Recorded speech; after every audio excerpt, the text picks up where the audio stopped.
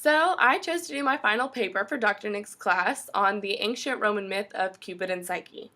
I chose this myth because everyone has their own versions of what love is and their own theories on does it exist and how do we obtain it and how do we prove that we're really in love and so on.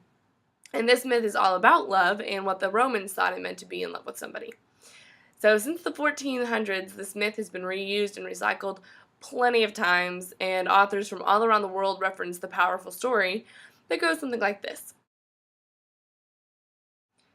Once there were three lovely princesses. The eldest two were praised daily for their good looks, and were married off quickly to royalty of other kingdoms.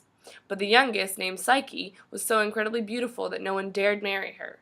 People said the only explanation for her unbelievable beauty was that she must be Venus, the goddess of beauty, incarnate. So people worshipped her and neglected Venus's temples. Of course, the goddess was very upset at the thought of a mortal stealing her glory. So she called to her son, Cupid, the god of love, to come to her aid and make Psyche fall in love with some horrible, ugly man. But when Cupid saw Psyche, he fell in love with her. So Cupid's oracle told Psyche's father, the king, that she needed to be sacrificed on the mountain. Her father remorsefully obeyed. Once Psyche was alone on the mountain, she wandered until she found a magnificent palace. She entered and was waited on hand and foot by invisible servants who told her that this was her palace. That night, when Psyche laid in bed in the darkness of night, a man came to her. He spoke with her and slept with her, and he was gone by morning. She continued to live a life of luxury and with nightly visits from this man that she began to love. But her sisters came to the mountain, looking for her, and they found that she was not dead, but alive. But when they saw the extravagant life that she was living, they became jealous, and they plotted against her.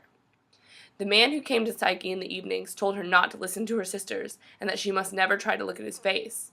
But over time, Psyche was swayed by her sisters, and she hid an oil lamp in her room.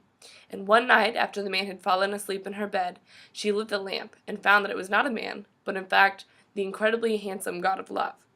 Psyche was thrilled and threw herself on him, but in the excitement, drops of hot oil landed on his back and woke him. He was furious that she had disobeyed, and flew out the window and left her alone. Psyche wandered, devastated, for a long time, eventually meeting Venus's wrath. But she survived. And finally, Jupiter called Psyche to him and made her immortal, so that Psyche could live with Cupid as his wife.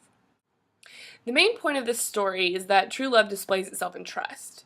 Psyche had everything anyone could ever ask for, but she didn't listen to the advice of the one who loved her, and she broke his trust. And trust is a hard thing to repair. Now, the way modern British and American authors have rewritten this story is to focus more on the grace aspect. The way C.S. Lewis paints the scene in the bedroom when Psyche realizes she's been sleeping with a god is that she's filled with shame at the fact that she is immortal. Cupid had been trying to protect her the whole time from the feeling of unworthiness by only coming to her in the dark. We stress the idea that makes the biggest impression on us and probably the thing that our society is missing. So basically, these different groups of people at different points in history are all stressing different morals. And I think it would be safe to say that humanity today is very much lacking grace. But maybe that's not what the issue was in ancient Rome. Maybe the issue in ancient Rome was trust.